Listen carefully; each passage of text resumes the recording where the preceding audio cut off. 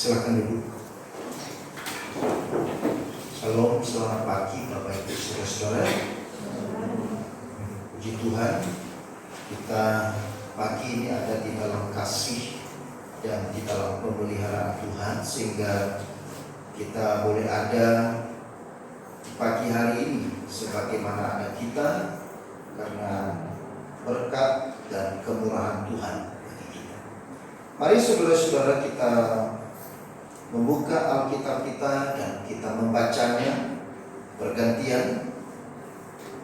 Yang kita boleh baca di dalam Injil Matius pasal ke-26 ayatnya yang ke-36 sampai dengan ayatnya yang ke-46.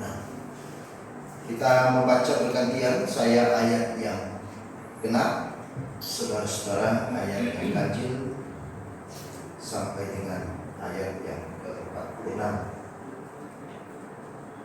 Matius pasal 26 ayat 36 sampai 46, demikian firman Tuhan.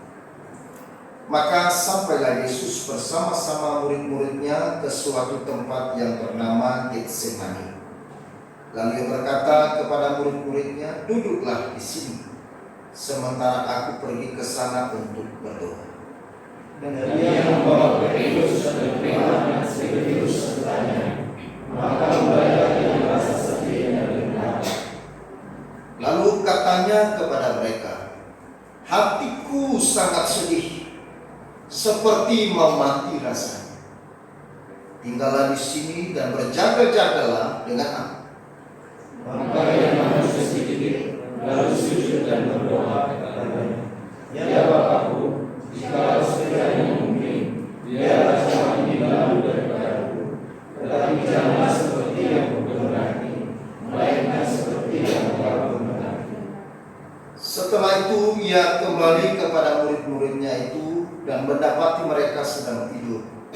Dan dia berkata kepada Petrus, "Tidakkah kamu sanggup berjaga-jaga 1 jam dengan aku? Berjaga-jagalah dan berdoalah, supaya kamu jangan jatuh dalam pencobaan. Roh memang menurut, tetapi lagi lemah." Lalu ia pergi untuk kedua kalinya dan berdoa, katanya, "Ya Bapakku, jikalau cawan ini tidak mungkin lalu, kecuali apabila aku meminumnya, jadilah kehendakmu." Dan ketika ia kembali pulang, ia mendapati mereka sedang tidur, sebab mata mereka sudah berat. Ia membiarkan mereka di situ lalu pergi dan berdoa untuk ketiga kalinya dan mengucapkan doa yang itu juga. Sesudah itu ia datang kepada murid-muridnya dan berkata kepada mereka, "Tidurlah sekarang dan istirahatlah, hingga saatnya sudah tiba, bahwa Anak Manusia diserahkan ke tangan orang-orang berdosa. Bangunlah, marilah kita pergi. Dia yang menyerahkan aku sudah dekat." Amin. Berbahagialah kita saudara-saudara sekalian yang telah membaca firman Tuhan ini, dan kita adalah orang yang berbahagia, yang percaya dan melakukan firman Tuhan. Saudara-saudara yang dikasihi oleh Tuhan, menang dari setiap pergumulan merupakan kerinduan bagi semua orang. Namun waktu kita menghadapi persoalan atau pergumulan itu, orang pasti memiliki respon yang berbeda-beda. Ada orang yang menghadapi pergumulan, dia makin tetap kuat. Ada juga ketika pergumulan, dia menjadi tawar hati. Ada juga waktu pergumulan, dia lari kepada Tuhan. Tetapi ada juga yang lari dari Tuhan. Ini respon yang berbeda-beda yang dimiliki oleh manusia ketika sedang berhadapan kepada yang namanya pergumulan. Pada saat Elimelek menghadapi pergumulan pada saat itu, ketika di kota Bethlehem ada sebuah kesukaran besar, ada kelaparan besar yang melanda kota itu. Lalu apa respon dari Elimelek? Saat itu Elimelek dia meninggalkan Bethlehem dan mencari pertolongan ke Moab. Saudara-saudara yang dikasihi oleh Tuhan, pada umumnya manusia mencoba untuk mengatasi masalah, tetapi seringkali justru menciptakan masalah yang baru. Saya ulangi, pada umumnya saudara-saudara, manusia berjuang untuk mengatasi pergumulan dengan kekuatannya sendiri dan mencoba mencari pertolongan di tempat yang lain dengan caranya sendiri. Tetapi seringkali justru menciptakan masalah yang baru. Ini yang dihadapi oleh Elimelek. Elimelek dia lari dari masalah, mencoba mencari pertolongan, jalan keluar dari masalah, tetapi justru menciptakan masalah yang baru.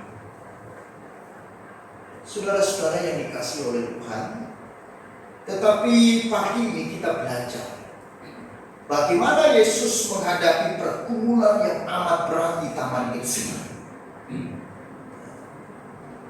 Di dalam ayat 37b dan 38 dikatakan, maka ia mulai merasa sedih dan gentar.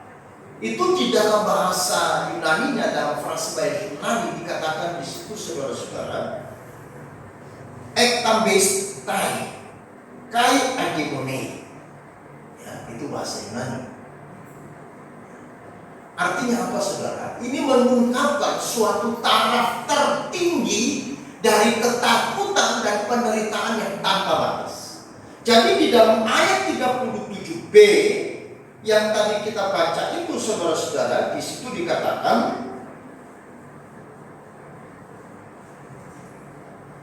dan ia membawa Petrus dan kedua anak Zebedeus, maka mulai ia merasa sedih dan gentar.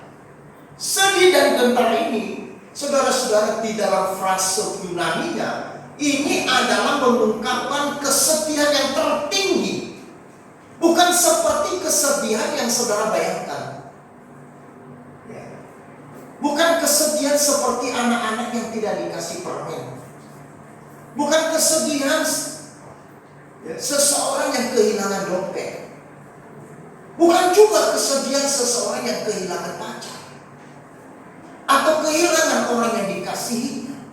Tetapi saudara, kalimat ini di dalam frase Yunani itu mengungkapkan sebuah kesedihan yang paling tertinggi, ketakutan yang paling tertinggi dan tidak ada batas. Coba bayangkan.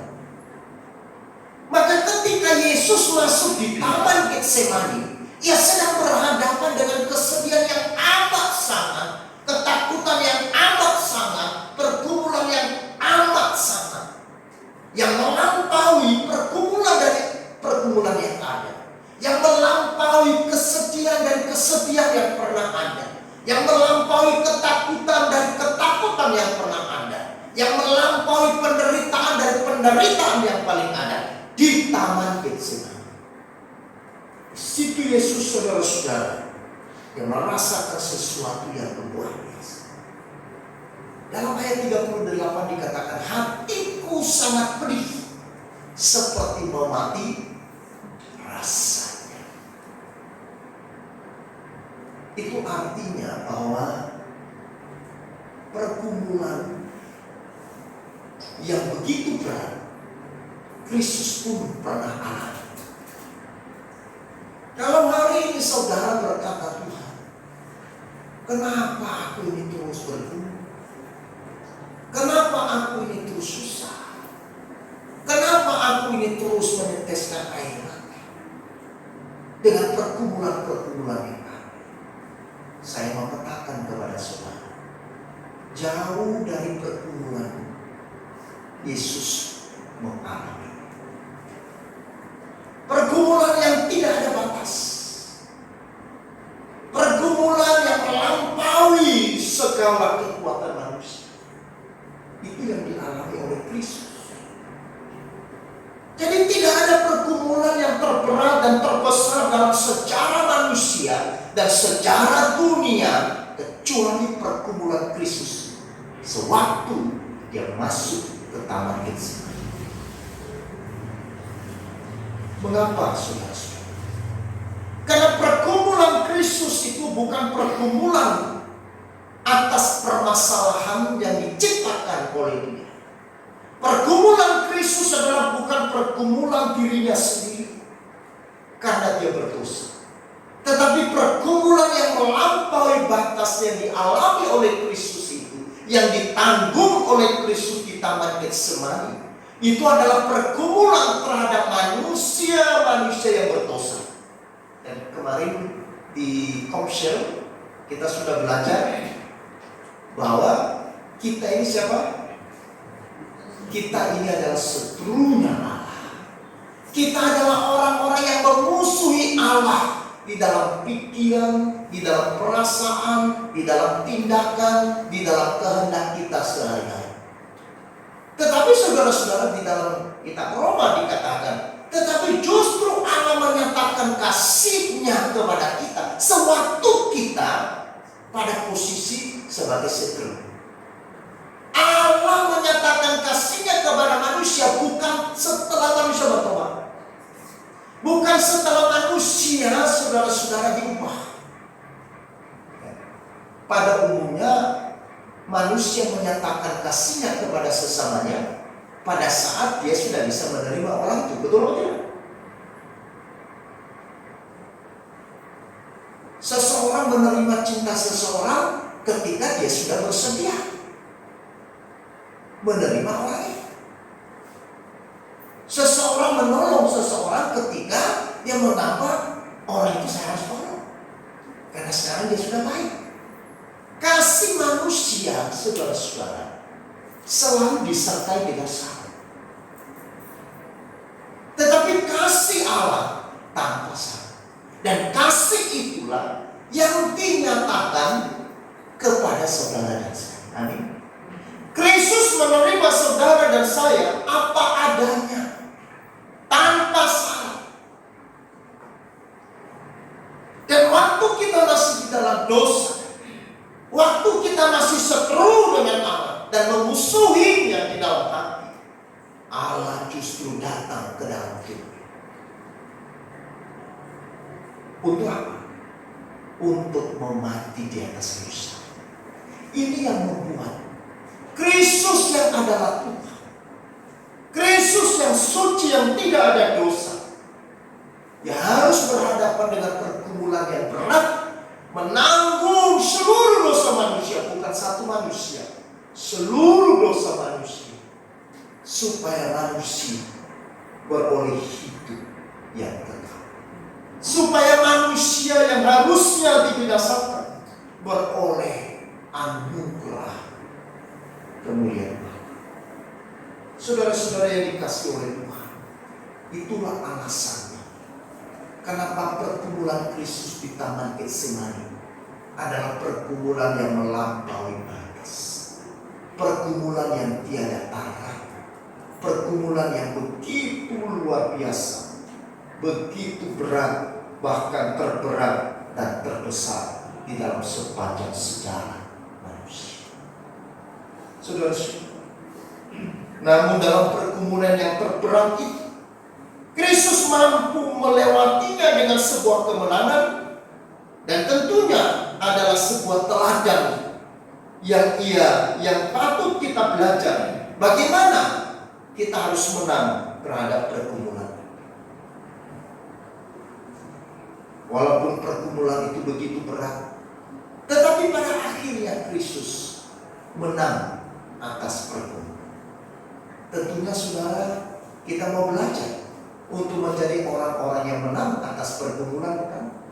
Amin. Kita tidak mau belajar menjadi orang-orang yang kalah atas pergumulan, tetapi kita rindu seperti Kristus menang atas pergumulan. Maka bagaimanakah Kristus menang atas pergumulan? Dan apa yang dilakukan oleh Kristus melewati pergumulan yang ada, sehingga itu menjadi sebuah kemenangan bagi dia dalam menghadapi perjuangan. Ada dua hal, yaitu yang pertama, ia mencari tempat untuk berdoa. Mari kita baca ayat 36 bersama-sama. 1, 2, 3. Maka sampailah Yesus bersama-sama muridnya ke suatu tempat yang bernama Getsemani. Lalu ia berkata kepada murid-muridnya, duduklah di sini, sementara aku pergi ke sana untuk berdoa. Kematian Kristus di atas kayu salib bukan kematian yang terjadi secara spontanitas. Kalau kejadian itu terjadi secara spontanitas, itu artinya sebelum kejadian terjadi tidak ada yang menggelisahkan hatinya, betul? Tetapi kejadian atau peristiwa kematian Kristus di atas kayu salib itu sudah menjadi rencana Allah. Bahkan Alkitab mengatakan sebelum dunia dijadikan. Dan kemudian dikonfirmasikan di dalam kitab Kejadian pasal 3 ayat 15. Setelah manusia jatuh dalam dosa, dia mulai menjanjikan keselamatan melalui seorang yang lahir dari perempuan. Dan kemudian dalam seluruh kitab para nabi dijelaskan siapakah seorang yang lahir dari kandungan perempuan. Itulah Mesias. Seluruh kitab Perjanjian Lama, kitab para nabi menubuatkan tentang ini. Itu artinya saudara-saudara, sejak di dalam surga bersama dengan Allah Tritunggal, Kristus sudah ditetapkan untuk menjadi jalan bagi keselamatan. Kita sudah belajar dalam bulan yang lalu. Kristus bukan tiba-tiba, tetapi ini sudah menjadi rencana keselamatan yang direncanakan oleh Allah bagi manusia. Nah, ini saudara-saudara tentunya tidak mudah. Karena waktu saudara-saudara firman itu menjadi manusia, Kristus menjadi manusia, dia mengenakan tubuh 100% manusia. Maka di dalam keadaannya sebagai manusia yang 100% manusia, bukan 50% manusia, tetapi 100% manusia. Itu artinya dia mengerti apa arti sakit. Dia mengerti apa artinya sedih. Dia mengerti apa artinya bergumul. Nah, saudara-saudara yang dikasih oleh Tuhan, maka itu sebabnya di dalam tubuhnya sebagai manusia menghadapi salib yang sebentar besok dia akan dibawa ke Bukit Golgota. Dia membutuhkan kekuatan sehingga apa yang menjadi rencana Allah itu tergenapi dan tujuan keselamatan itu kemudian bisa tercapai melalui ketaatanmu. Saudara, nah itu sebabnya dia berdoa. Bahkan dipisahkan di sini sampai 3 kali dia berdoa. Dan di dalam doanya pun saudara-saudara, dia sampai meneteskan keringat darah yang menggambarkan betapa perihnya hati, menggambarkan betapa dalamnya, beratnya sebuah pergumulan yang dia hadapi. Maka kuncinya adalah doa. Dia butuhkan kekuatan, karena kekuatannya ketika dia bersatu dengan Allah. Maka orang Kristen di dalam menghadapi pergumulan apapun, kekuatan utama kita adalah ketika kita datang di hadapan Bapa kita. Saudara-saudara, Joyce Meyer berkata, kunci untuk hidup dalam damai dimulai dengan mengejar Tuhan, dan damai yang hanya bisa Dia beri. Kuncinya apa? Hidup dalam damai dimulai dengan mengejar Tuhan, mencari Tuhan, mencari kekuatannya. Yesus yang adalah Tuhan, Dia memberikan teladan kepada kita sewaktu Dia di dalam manusia. Dia memberikan teladan bagaimana kita menghadapi pergumulan. Karena ketika kita menghadapi masalah, maka kekuatan kita itu adalah doa. Saya sudah sampaikan beberapa waktu, 3 bulan yang lalu, waktu kita bahas topik doa. Orang yang sering berlutut adalah orang yang bisa melangkah dengan tegak.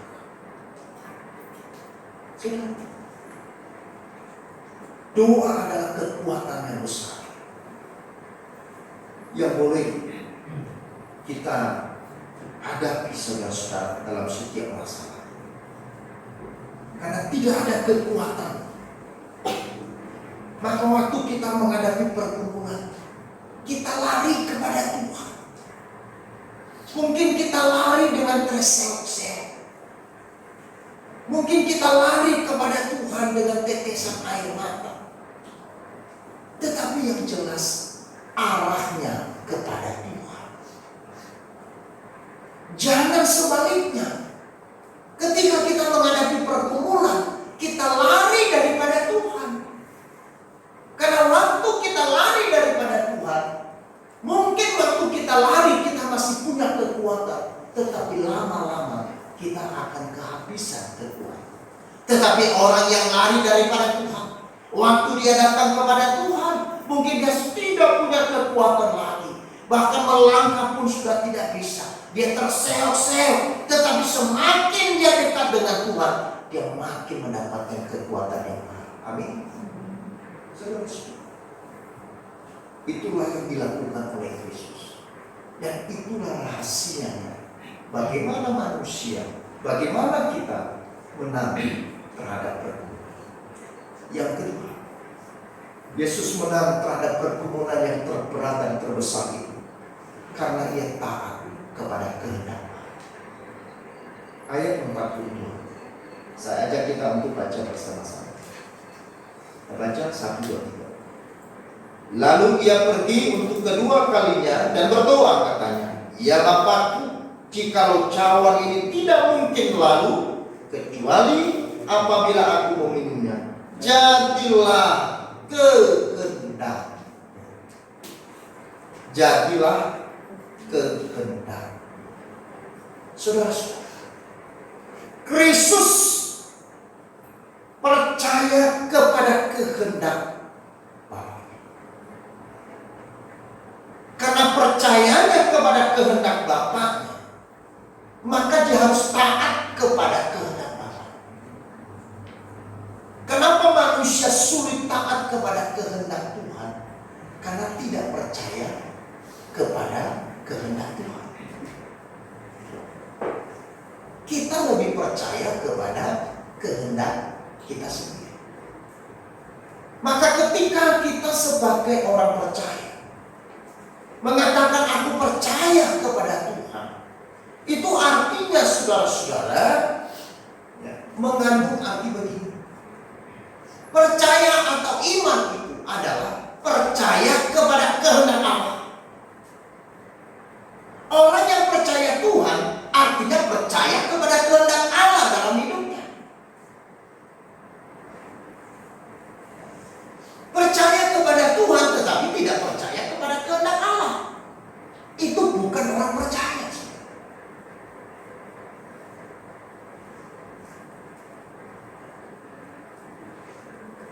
Percaya kepada kehendak Allah itu artinya menuntut kita untuk taat kepada kehendak Allah. Mengapa kita percaya kepada kehendak Allah? Karena kehendak Allah tidak salah. Amin. Yang kedua, kehendak Allah tidak pernah gagal. Yang ketiga, kehendak Allah adalah yang the best, yang terbaik.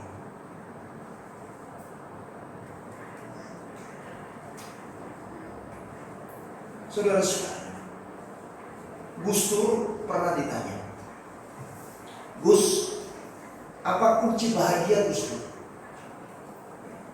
Lalu Gus Dur mengatakan, kuncinya begini, jangan memikirkan apa yang kamu tidak tahu.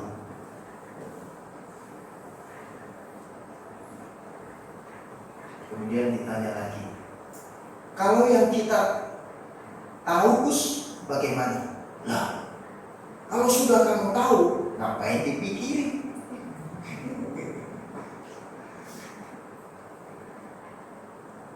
Ya. Kapan saudara mikir banyak?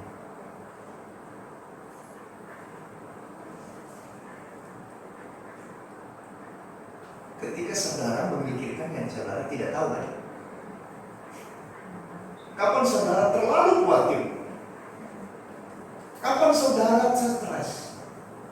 Kapan saudara merasa perasaan tidak enak? Kalau kita jujur terhadap sesuatu yang kita tidak tahu.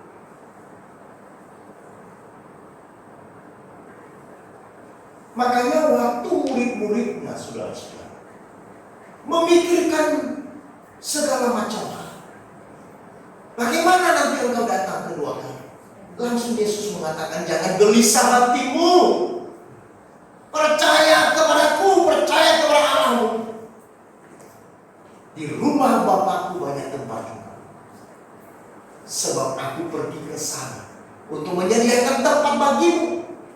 Supaya waktu aku kembali, aku akan datang menjemputmu dan membawamu ke tempat di mana aku berada. Banyak orang yang tidak tahu. Nah, saudara-saudara, percaya itu artinya kita percaya kepada kehendak Allah.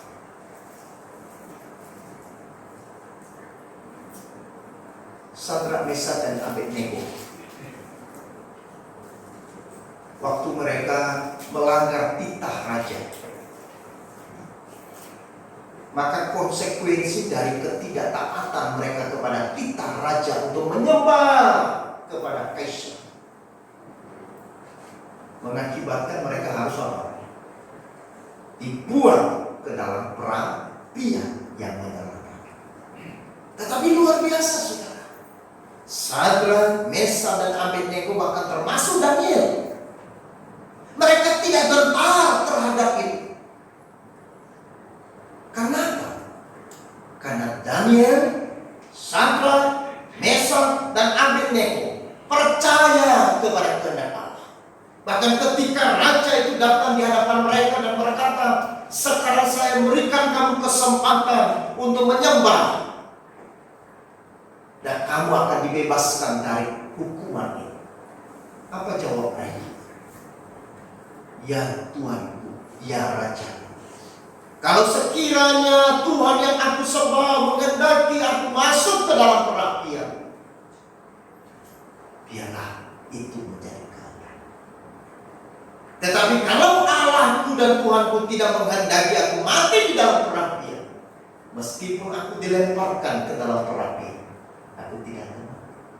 Kira-kira kalimatnya begitu. Kenapa? Karena mereka begitu percaya kepada kehendak Allah. Dan kita melihat, saudara, Tuhan tidak menghendaki Daniel, Sadrak, Mesak, dan Abednego mati dengan cara itu. Sehingga meskipun mereka dimasukkan ke dalam gua singa, dimasukkan ke dalam perapian yang nyala-nyala, mereka tidak mati. Karena bukan kehendak. Saudara-saudara, percaya kepada Allah, percaya kepada Tuhan, artinya saya percaya kepada cara Allah bekerja, bukan pada cara saya. Seringkali kita berdoa dan meminta Tuhan mengikuti cara kita menolong. Tuhan, nanti ya caranya A, B, C, D. Saya percaya Tuhan akan lakukan A, B, C, D. Itu cara siapa? Cara saya. Lalu kita berdoa dengan kencang, kita beriman Tuhan akan melakukan A, B, C, D. Betul. Tapi cara itu siapa yang buat? Tuhan atau saya?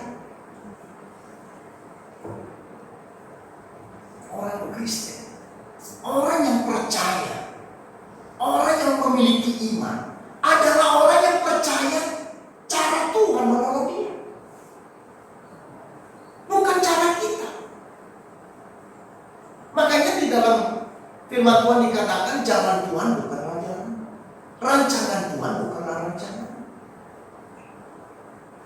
Tapi sering kita maksa Tuhan mengikuti cara kita. Maka waktu kita percaya Tuhan, kita percaya bahwa Tuhan akan bekerja dengan cara Dia, bukan dengan cara. Jumat pagi saya ditelepon oleh seseorang. Saya mau sharing. Saya ada pergumulan. Nah, pergumulan ini yaitu di mana saya harus memperpanjang saya punya aset. Tapi aset ini harus sebenarnya bukan milik saya. Itu bagian dari milik saya. Tapi aset itu adalah aset yang berharga, kenangan dari orang tua saya. Karena di tempat itu kami belajar banyak hal. Tapi adik saya tidak mau tanda tangan, tidak mau perpanjang. Lalu saya tanya kepada notaris, bagaimana caranya? Atau notaris mengatakan ya memang tidak ada, hanya dua cara. Yang pertama adiknya harus tanda tangan, atau ibu sendiri buat formnya lalu tanda tangan sendiri. Itu artinya palsu. Ini bukan untuk penipuan. Dia hanya mau perpanjang aset ini ya karena sudah dikasih di bangunan bank supaya tidak diambil.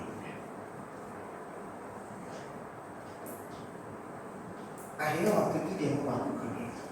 Tapi kemudian dia mulai baca firman Tuhan. Dia baca firman Tuhan. Lalu di dalam hatinya dia katakan, jangan. Itu kan cara. Serahkan kepada cara. Akhirnya dia putuskan tidak lagi. Saya serahkan sama Tuhan. Dan puji Tuhan saudara-saudara, sesuatu hal yang tidak pernah dia pikirkan itu terjadi. Bukan dengan cara dia, tapi dengan cara Tuhan. Yang tadinya dia pikir tidak mungkin bisa dan tidak mau, tetapi justru ini terjadi.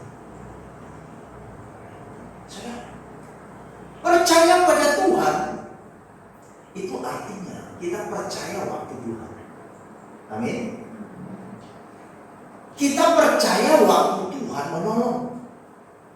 Jadi bagaimana Tuhan menolong kita dalam pergumulan? Sesuai dengan waktu Tuhan, bukan waktu kita. Tapi jujur, seringkali kita terjebak dalam tanda kutip dengan pikiran kita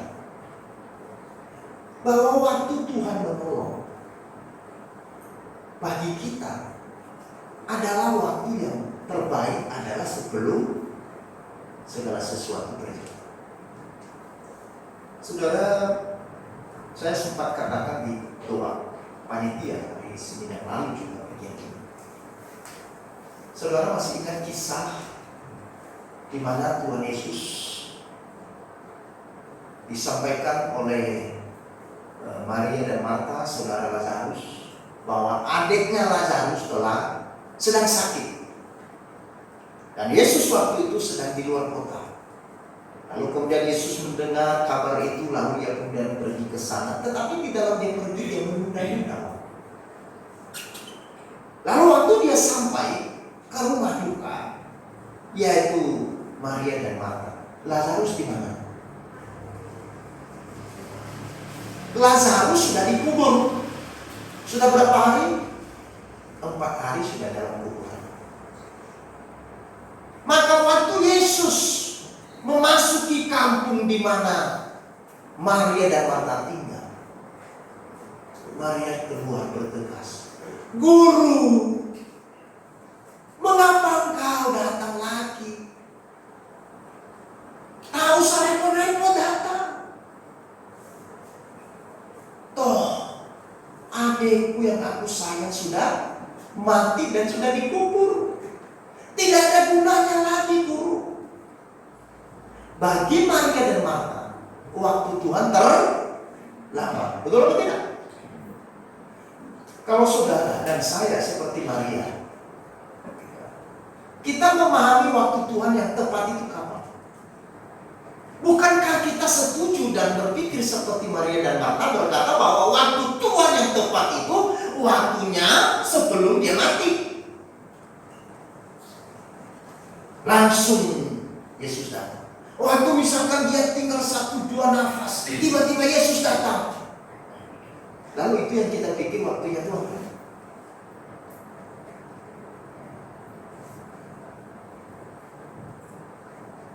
Tapi ternyata saudara di dalam kasus itu tidak. Apa yang dipandang oleh Maria dan Marta terlambat, tetapi bagi Tuhan tidak terlambat. Walaupun Lazarus sudah mati dan dikubur 4 hari, dan kita tahu nanti Lazarus dibangkitkan, itulah waktu Tuhan.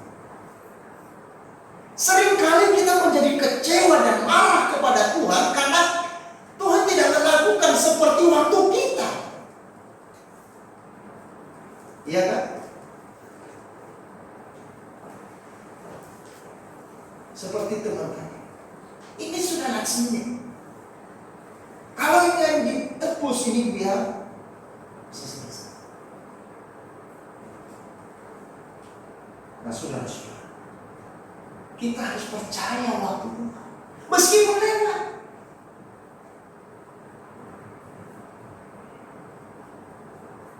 Karena waktu Tuhan yang terbaik. Kita sering suka lagu ini, waktu Tuhan adalah waktu yang terbaik. Betul ya? Bahkan dalam doa, saya percaya waktu Tuhan. Tetapi saudara, sadar atau tidak sadar waktu yang kita pikirkan itu sebelum jatuh tempo Tuhan ya. Sebelum jatuh temponya itu maksudnya, kalau saya gadekan sesuatu misalkan jatuh tempo tanggal 8, kalau bisa sebelum itu waktu Tuhan. Tapi waktu Tuhan tidak seperti itu.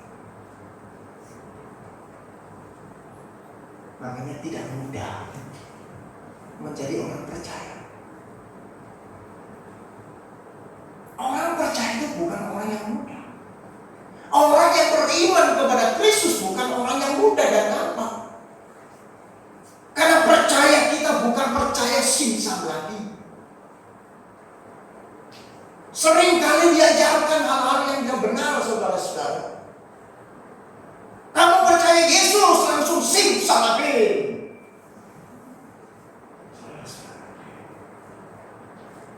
Percaya Yesus bisa langsung. Saya percaya kuasa Tuhan melampaui semua. Tetapi percaya pada kehendaknya. Saya percaya pada caranya. Saya percaya pada waktunya. Amin. Itu dia. Stephen Furtick mengatakan, iman tidak selalu berarti bahwa Tuhan mengubah situasi. Terkadang itu berarti dia mengubah diri. Ada amin? Iman jangan kita pahami dengan sempit.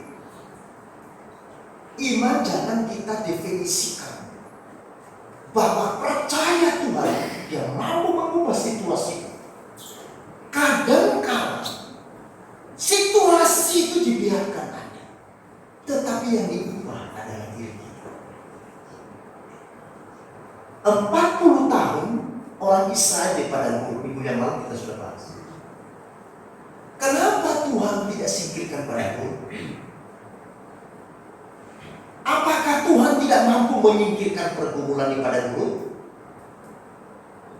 Tapi kenapa dibiarkan mereka harus menjalani 40 tahun, bukan 1 tahun? Jadi anak yang baru lahir di saat mereka keluar dari Mesir sudah punya anak lagi, bahkan cucu, karena sudah umur 40 tahun.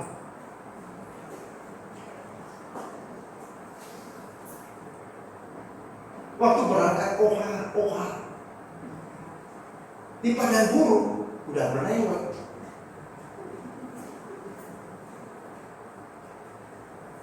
Pergumulan tidak berhenti. Padang gurun tidak tersingkirkan.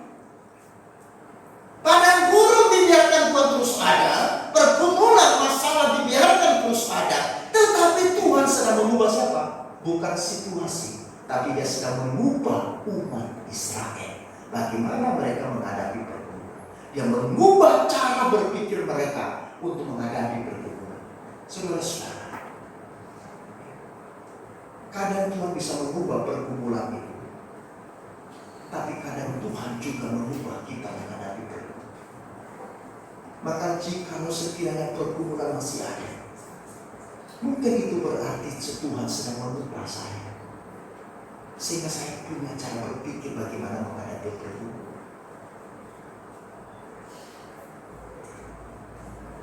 John Hagee mengatakan, selama Anda hidup, Anda akan menghadapi masalah. Setuju? Ini perhatian. Selama Anda hidup, Anda akan menghadapi masalah. Iya. Dari lahir sampai mati. Tetapi Anda melayani Tuhan yang memecahkan masalah. Ada amin? Ini yang penting. Selama hidup kita ada dalam pergumulan. Selama kita hidup kita ada dalam masalah. Selama kita hidup kita ada dalam kesulitan. Siapapun kita, mau orang kaya, orang miskin, mau pejabat, bukan pejabat, orang hebat atau bukan, selama dia hidup ada masalah.